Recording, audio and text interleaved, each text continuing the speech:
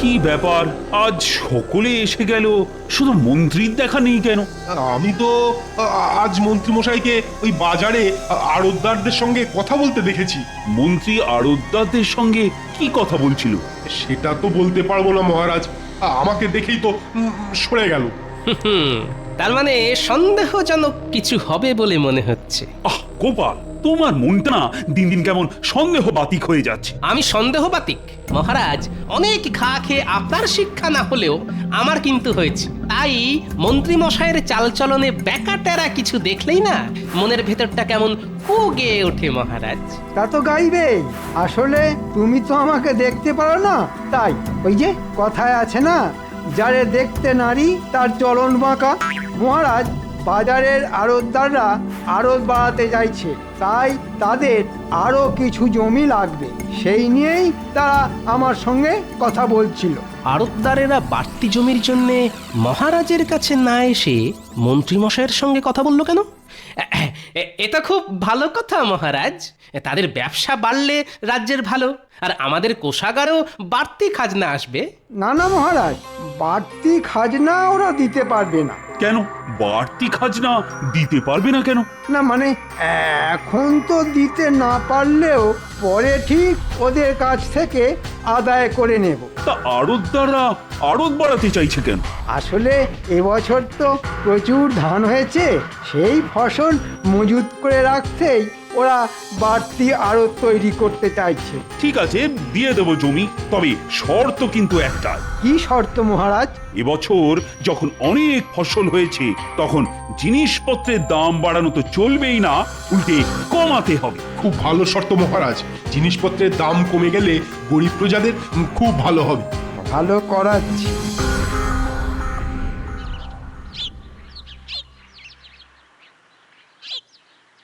বুঝলে গোপাল, আজ বেশ জমিয়ে মাছ ধরতে হবে। রানীকে আমি কথা নিয়ে এসেছি যে 2 সেরি ওজনের একটা রুই মাছ তাকে আমি উপহার দেব।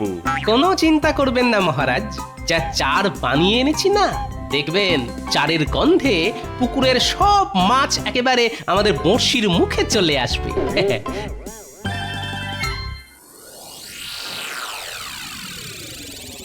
শোন, অনেক বলে কয়ে তোদের জমি দিতে মহারাজকে রাজি করিয়েছি। এখন তোদের কথা দিতে হবে যে আমি যা যা বলবো তোরা তাই তাই করবি। ঠিক আছে মন্ত্রী মশাই, আপনি যা যা বলবেন আমরা তাই তাই করব। তা কি করতে হবে আমাদের? এবছর ধান তো প্রচুর ফলেছে, তাই মহারাজ দাম কমাতে বলেছেন। প্রথম কদিন তোরা দাম কমিয়ে দিবি, তারপর সব ফসল অন্য জায়গায় সরিয়ে দিয়ে বাজারে ঘাটতি তৈরি করে হু হু করে দাম বাড়িয়ে দিবি। দাম বাড়িয়ে দেব? হ্যাঁ, এতে তোদের বাড়তি যা লাভ হবে তার অর্ধেক দিবি আমাকে। কি মাথায় ঢুকেছে? কিন্তু হু হু করে দাম বাড়িয়ে দিলে মহারাজ যদি রেগে গিয়ে আমাদের বিরুদ্ধে কোনো ব্যবস্থা নিয়ে বসেন? আরে অত ভয় পাচ্ছিস কেন? মহারাজকে সামলাবার দায়িত্ব আমার, তোরা শুধু আমার কথা মতো কাজ করে যাবি। ঠিক আছে, তাই হবে। আজ তাহলে আমরা আসি মন্ত্রী মশাই। হ্যাঁ হ্যাঁ, আয় আয়। আড়তদারদের নিয়ে দারুণ একটা চাল চেলেছেন তো। আরে এ তো চালের প্রথম কিস্তি, এর পরের চালে কিস্তিমাত হবেন মহারাজ, আর এই রাজ্যের রাজা হব আমি, বুঝেছিস? বাবা, কি মক্ষম চাল!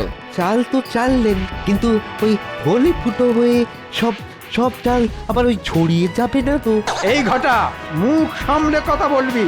তোর এত বড় সাহস, হ্যাঁ? আমার সামনেই আমার দেওয়া চালকে অপমান করিস, হ্যাঁ? অপরাধ অপরাধ নেবেন না, আসলে আসলে ওই এতদিন ধরে দেখে আসছি তো। কি দেখে আসছিস? ওই যে অনেক ফন্দি আপনি আঁটেন, কিন্তু ওই গোপালের ওই বুদ্ধির কাছে শেষ অব্দি হেরে গিয়ে ওই যাকে বলে কিনা ওই ওই ল্যাজে গোবরে হয়ে যান। লাজে গোবরে? বেরো বেরো হতচ্ছাড়া, এক্ষুনি দূর হয়ে যা আমার বাড়ি থেকে। এই জীবনে তোর মুখ আর যেন কখনো না দেখি। যা, দূর হ, দূর হ। এবারে যদি আপনি যেতেন তাহলে আর এই মুখ দেখাতে আসবো না।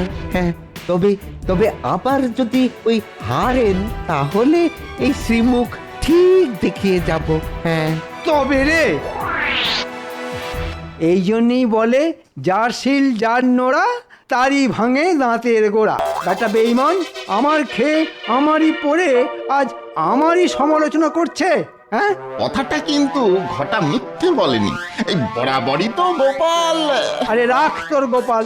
এবার এমন আটঘাট বেঁধে নামছি যে গোপাল তো গোপাল, গোপালের 14 পুরুষও না আমার টিকিটা অবধি ছুঁতে পারবে না। গোপাল আর মহারাজের এমন হাঁড়ির হাল করব যে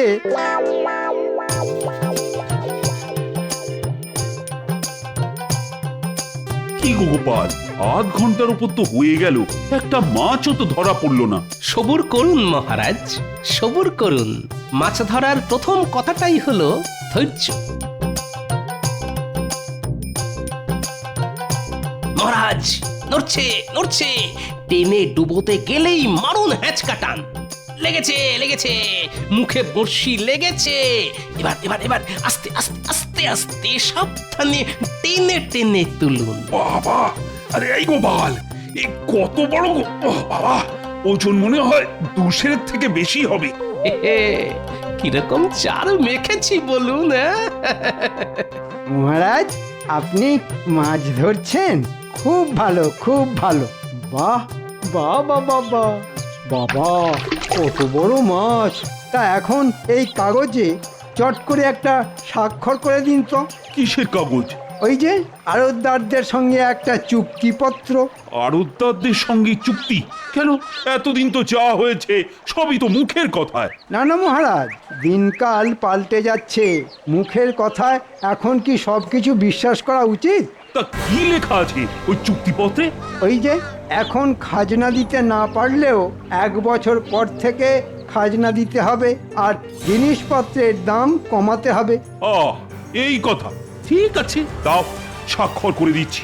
না মহারাজ, না পড়ে স্বাক্ষর করবেন না। হ্যাঁ, সেটাও ঠিক। শোনো মন্ত্রী, দেখতেই তো পাচ্ছ এখন আমি মাছ ধরায় ব্যস্ত। কাল রাজসভায় চুক্তিপত্রটা নিয়ে এসো, আমি ভালো করে পড়েই না হয় স্বাক্ষর করে দেবো। কিন্তু ওরা তো আজকেই চাইছে, কারণ ওরা আজ যে নতুন আড়তের ভিত পুজো করতে চায়। তা আজ ভিত পুজো হোক, কালই না হয় হবে চুক্তি। তুমি চুপ করো তো। কথা হচ্ছে রাজা মন্ত্রীর মধ্যে সামান্য ভাঁড় হয়ে মাঝখান থেকে আমাদের কথার মধ্যে ফুট কেটো না তো। দিন মহারাজ দিন, সইটা করে দিন। দেব? হ্যাঁ মহারাজ দিন।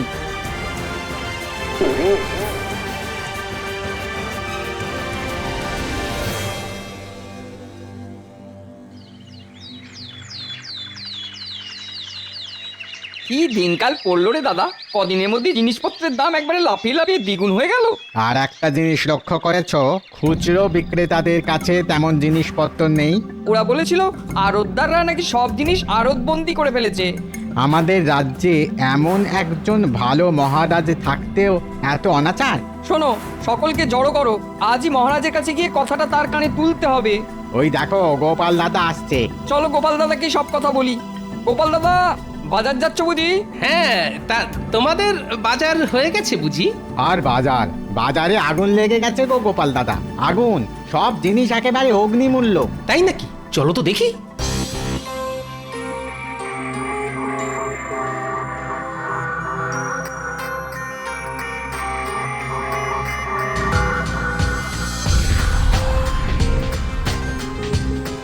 কি ব্যাপার, জিনিসপত্রের দাম নাকি খুব বেড়ে গেছে? হ্যাঁ গো গোপাল দাদা, আর দাম বেড়ে যাওয়ার জন্যে বিক্রি বাটাও তেমন নেই।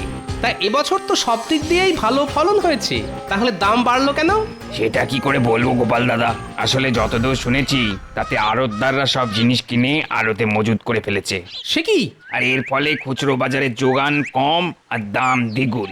না না না, এ তো একেবারেই ভালো কথা নয়। শোনো, তোমরা আজ রাজসভায় এসো, মহারাজ নিশ্চয়ই একটা ব্যবস্থা নেবেন।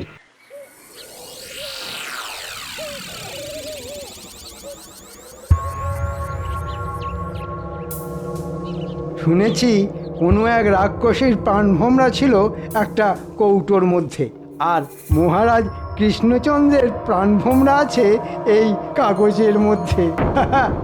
মহারাজ তুমি তো আর জানো না, না জেনে কোন কাগজে সই করেছো তুমি? হ্যাঁ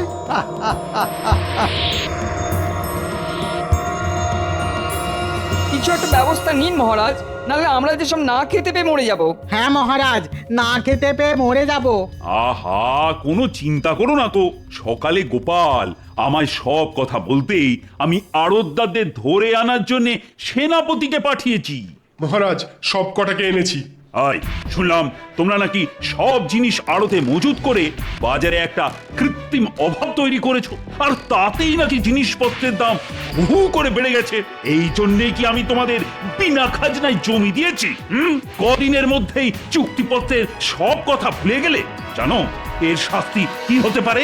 কই আমাদের সঙ্গে কোনো চুক্তি হয়েছে বলে তো আমরা জানি না। সে কি? আর আমরা যা করেছি সবই তো মন্ত্রীমশাই কথায়, শাস্তি দিতে হলে ওনাকে দিন। মন্ত্রী কি বলছে না? ওরা ঠিকই বলছে। আপনি একটা কাগজে সই করেছিলেন বটে, তবে সেটা কোনো চুক্তি নয়, সেটা হলো আপনার দানপত্র। দানপত্র? দানপত্র? হ্যাঁ, কাকে কি কি দান করলাম? কেন মহারাজ, আমাকে।